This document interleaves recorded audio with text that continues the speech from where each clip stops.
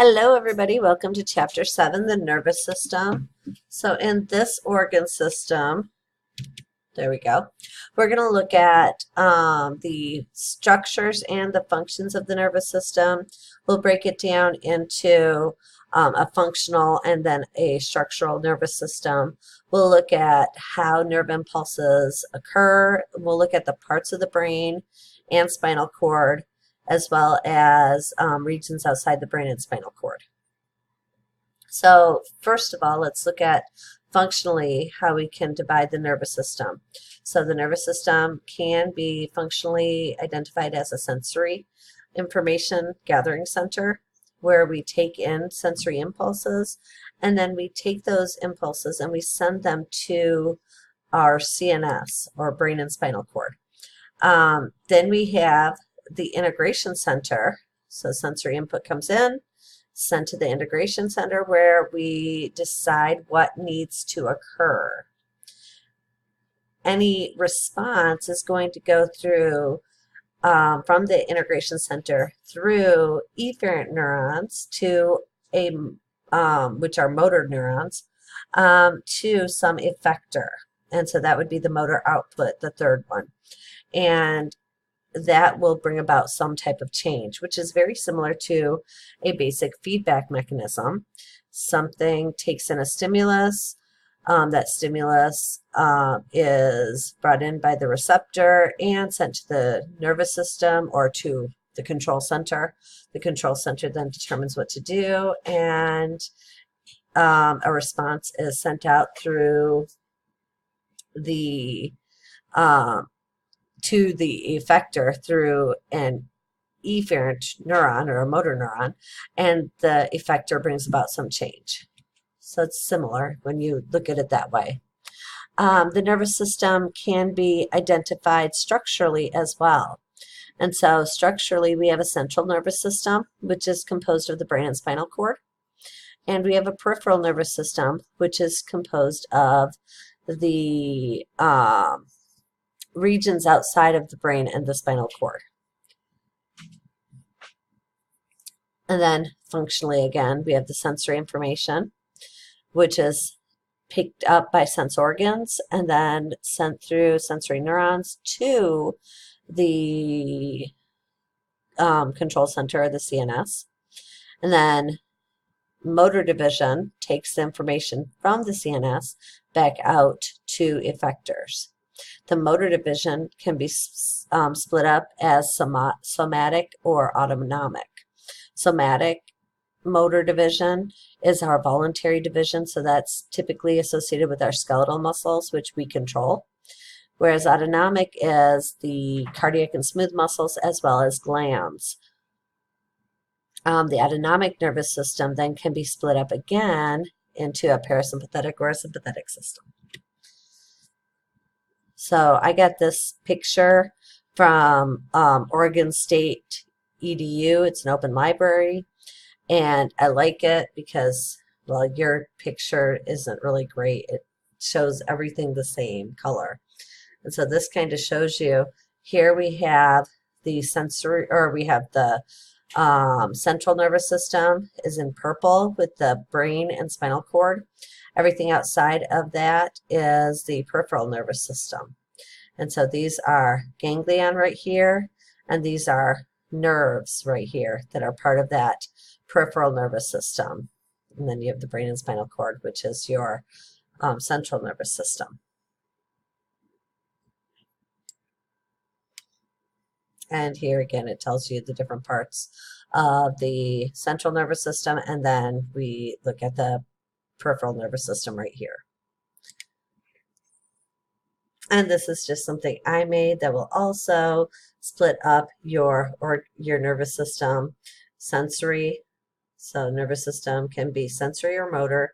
If it's sensory, you can have somatic sensory or visceral. Somatic sensory are things that you feel or smell or see, so you're aware of them. Visceral are things that you're not aware of, like changes in blood pressure or changes in the movement of material through the GI tract, or the amount of pressure in the stomach. Those things we don't tend to notice. And then we have the motor division, which has somatic and autonomic, which I already mentioned before. So let's look at somatic sensory division. This is your afferent division, and it carries sensory signals from receptors that could be either internal or external, depending on if we're looking at the visceral or somatic regions, to the CNS. So hold on. There we go. Ah, no. We go back. There we go. So here is somatic sensory. And that's I love that picture. It's just adorable because it's a little kid eating a chocolate bar. Super happy little kid. And definitely getting a lot of sensory input from their tongue, taking in all those tastes, and probably from their nose because they're smelling it and they're seeing that chocolate. And so there's a lot of somatic sensory information moving in. But visceral sensory is going to be that stomach that takes in that chocolate afterwards. So as the chocolate moves through the mouth, through the esophagus, it ends up in the stomach, and our stomach will start to stretch or expand due to the increase in materials moving in. And so that would be a visceral sensory input. So the stretch on the stomach is an example of that. We don't tend to perceive those things, and we're not consciously aware of those things. Another example would be our blood vessel dilation. We don't tend to notice blood vessels dilating or constricting. We don't notice our bladder filling. We notice when our bladder is full, but not when it is filling. Those are visceral. So somatic motor division then is going to be split up into your motor and autonomic. The motor division is the division that controls your skeletal muscle, and because it controls skeletal muscle, and skeletal muscle is voluntary, the somatic motor division is considered your voluntary division. So things like running, exercising, pressing down on your accelerator, those are all somatic motor responses. Scratching an itch, somatic motor. Your autonomic motor is different. So that's going to be things like when you eat chocolate, the gastric juice production would be an autonomic motor function. So the glands in your stomach start producing gastric juice in response to materials moving into your stomach. That would be one example. Another would be when you move from a brightly lit environment to a dark environment and your irises relax and open up so that you can get more light in. That is another autonomic response. So those things are controlled by smooth muscles, cardiac muscle, or glandular tissue. And when we look at the autonomic system closer, we can separate it into a sympathetic and a parasympathetic division. And I just love this picture because, well, stress happens. And when you're in the sympathetic system, that is your stress system. And so I found this cartoon and it screamed stress, so I picked it up and I'm using it as my funny cartoon for this video. So anything that stresses your body is going to be part of that sympathetic system. Exercise,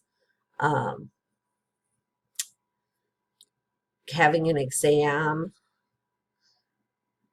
having to make deadlines, do assignments, anything like that is going to put stress on the body. And so when you're in the stress system, That's your fight or flight response that's going to take over, and you're basically going to ignore other systems that aren't as important, only things that will keep you alive.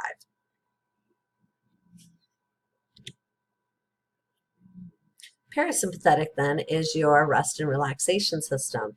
So this is the system that we tend to enter when we get back home after a long day at work or at school, and we decide to veg out in front of the TV and watch an episode or two of The Good Place or Friends or whatever it is you like to watch.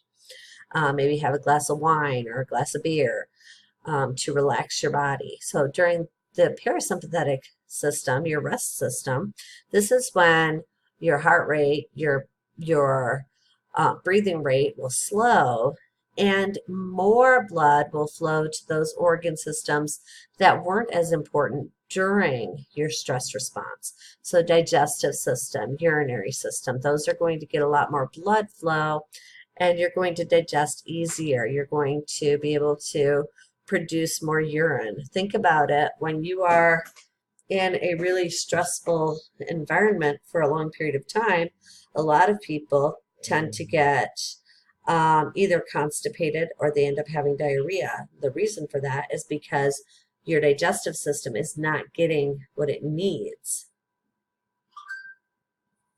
So hopefully that makes sense to you. So at this point, if you're looking at the study guide, which I hope you are, but if you're not, hey, I put it right here. You should be able to tell me what the 3 functions of the nervous system are and how we classify the nervous system both structurally and functionally. I'm going to go ahead and just stop this video, and I'll start the new video in the next section. Bye.